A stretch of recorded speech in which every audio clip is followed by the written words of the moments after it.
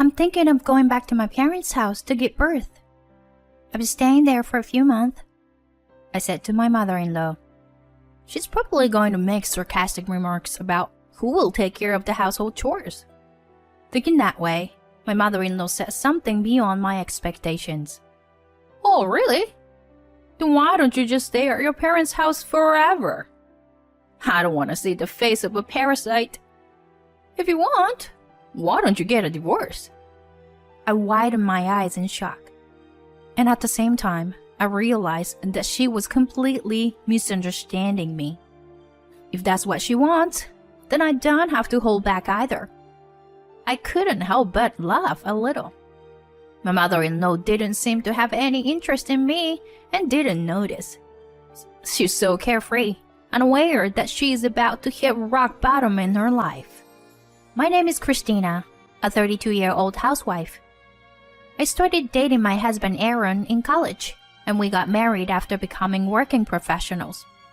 Aaron is very kind and always cares about others. He has saved me many times. But when I told him that again, he said with a bashful look, "It's because of you, Christina, that I became kind to others." Huh? Me? It was news to me that I had been the catalyst for Aaron's kindness. I had always thought that Aaron had a kind nature from the beginning. Actually, I used to be a troubled teenager until high school. Because of that, I didn't have any close friends. I wondered if I would always be alone even after entering university. When I first entered there, I got lost on campus. Remember? Ah, was it during the first orientation? Listening to his story, I remembered our first encounter.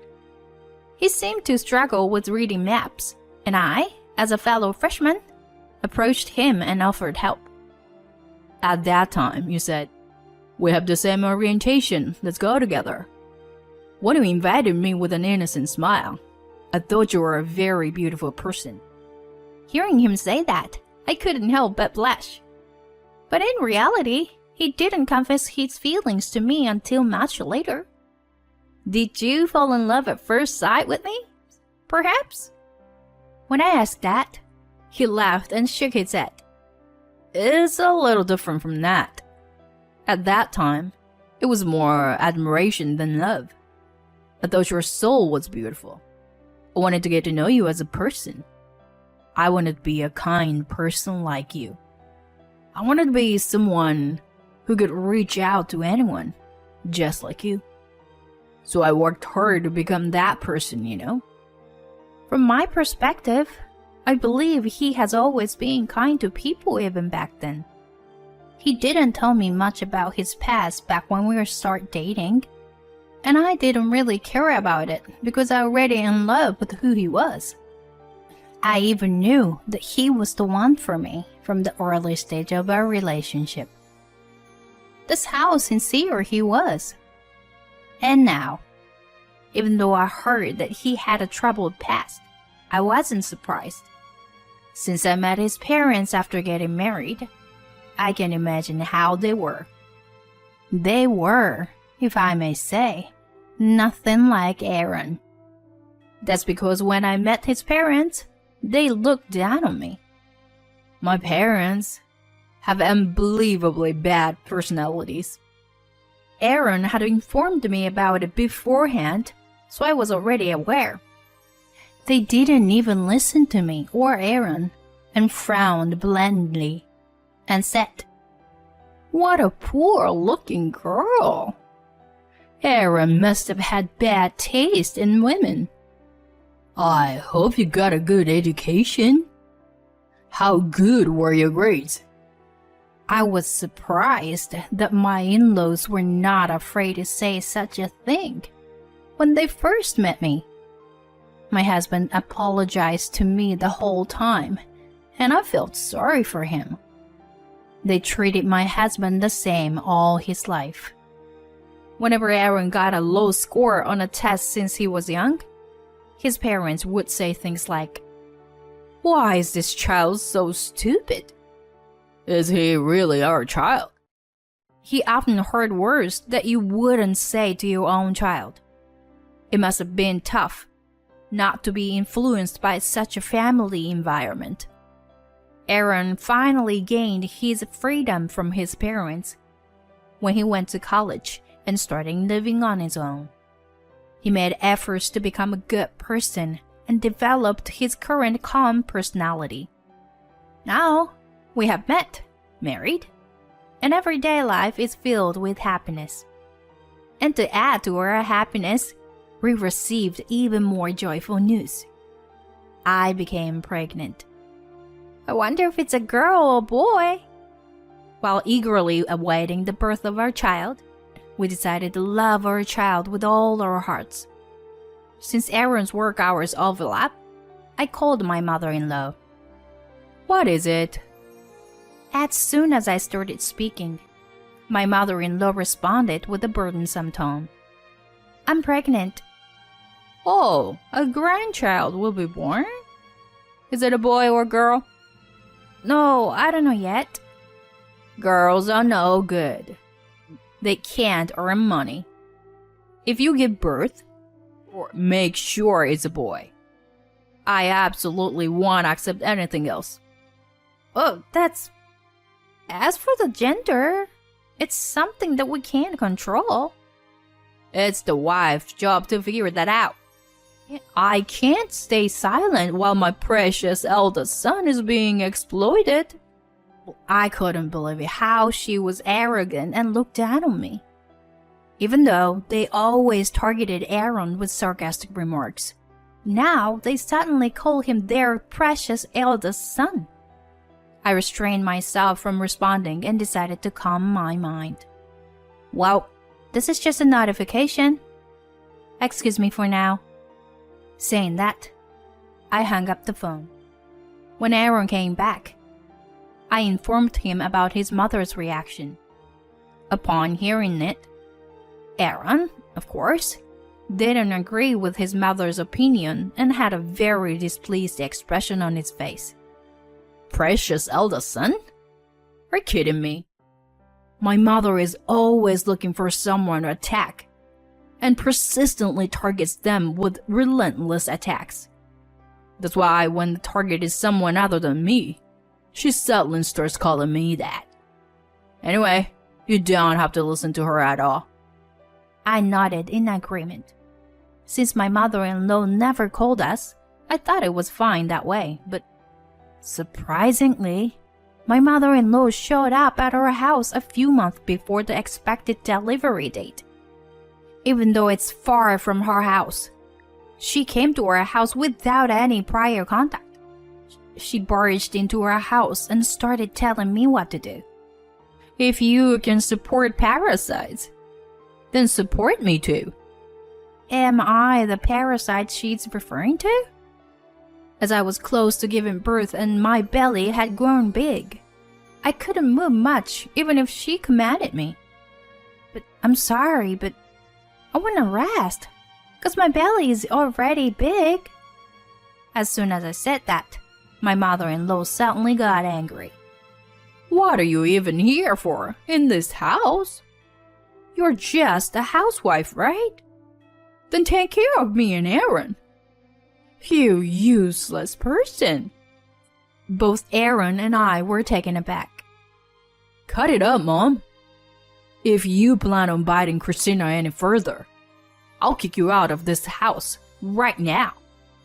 Being reprimanded by her own son, my mother-in-law quieted down for the time being. However, she still gave me sharp glances as usual. It seems that she had a fight with my father-in-law and left the house. My mom is relentless. If it continues like this, it will stress you out. Maybe it's better for us to escape from my mom. How about going back to your parents' house for the delivery? What Aaron said made the most sense. The most important thing for us right now is the baby in my belly. Yeah, I think that's the best option. After explaining the situation, my father agreed to come and pick me up. The next day, I approached my mother-in-law, who was lounging on a sofa. I've decided to go back to my parents' house to give birth. I'll be staying there for a few months. Thinking that she would say something unpleasant again, my mother-in-law smirked and spoke. Why don't you just stay at your parents' house forever? I don't want to see the face of a parasite. Maybe you should get a divorce then. Come to think of it, she has always called me a parasite. She probably thinks I've been relying solely on Aaron's income.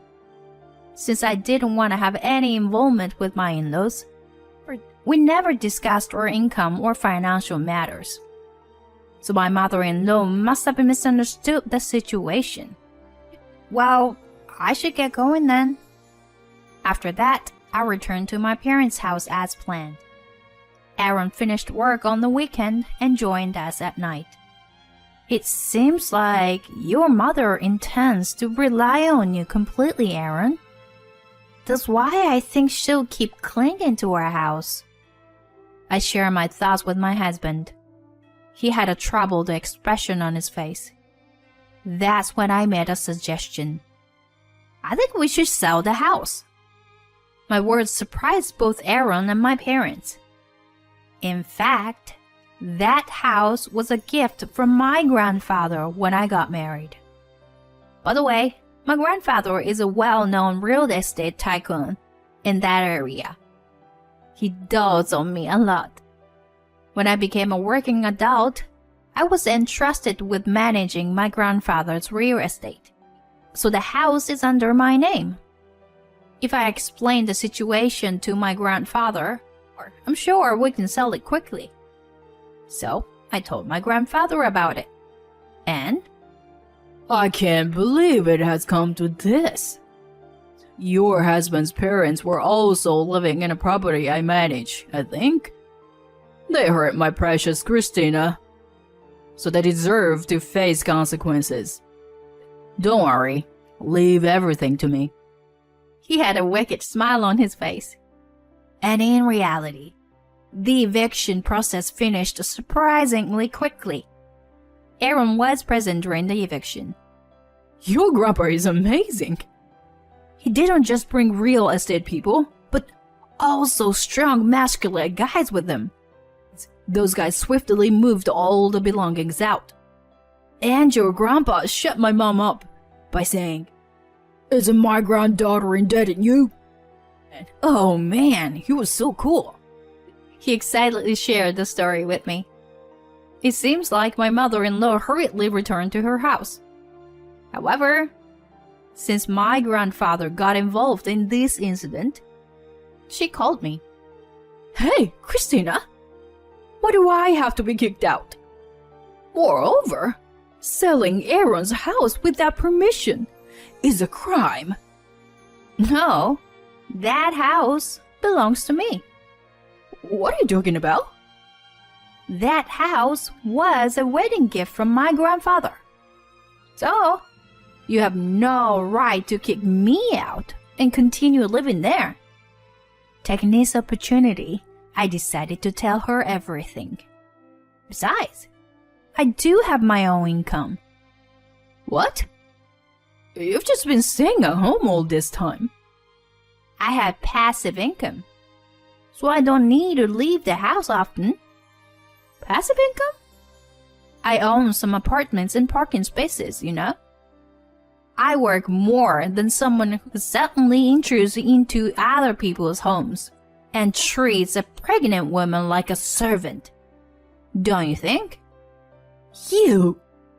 That's not something you should say to your mother-in-law.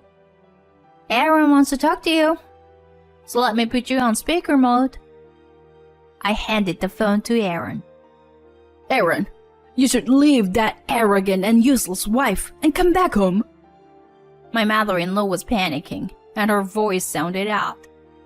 Mom, I've made up my mind. Aaron? I'm cutting ties with you and Dad. Huh? What are you talking about? Aaron glanced at me briefly. This family with Christina is my true family. So I no longer consider you and Dad as my family. I don't want to have anything to do with you anymore. Aaron, don't say such things. What will happen to us if you don't support us? You're still the same, Mom. You and Dad always lived your lives only for your own reasons. Even though I'm related to you, I didn't always feel like family. And I didn't want to feel like family. That's why I left home and really came back. So what? It doesn't matter now, does it? Doesn't matter now, huh? Mom, I even feel sorry for you now, you know? Maybe I should have done this a long time ago. Cut the crap, Aaron. If you're so energetic, you'll be fine. Anyway, I won't let you meet our baby no matter what. And we'll never see each other again. Goodbye, Mom. Say the same to Dad for me. Aaron, wait! Don't you dare! He hung up the phone, looking at my husband, who was in silence. My heart ached. He said earlier to me that he's gonna cut ties with them, but didn't want to hate them. I was proud of such a strong husband who never lost his dignity. Later, I found out the reason why my mother-in-law was pressuring Aaron to support them. It turns out my father-in-law lost his job. Because of that, my in-laws argued every day, ran out of money, and fell behind on rent. That's when my grandfather stepped in. He evicted my in-laws from the property for not only being behind on rent, but also for their lack of credibility. No, my in-laws never got to know our new address. And so, the ill-tempered couple, now estranged from their son, started living in a live-in job. Even at work, they couldn't hide their personality and quickly became isolated from their colleagues. And with debts to repay, they couldn't quit their jobs and have been working while feeling uncomfortable. Well, I hope they would learn a lesson. As for us, we were able to safely welcome the adorable baby girl. We named her April. She's the most beautiful thing ever. My husband tears up holding her in his arms. I am confident that I can raise my daughter to be a good human being with such a faithful husband. My family is also excited about April, especially my grandfather. Our new home is comfortable. And today, we are enjoying our busy yet joyful days.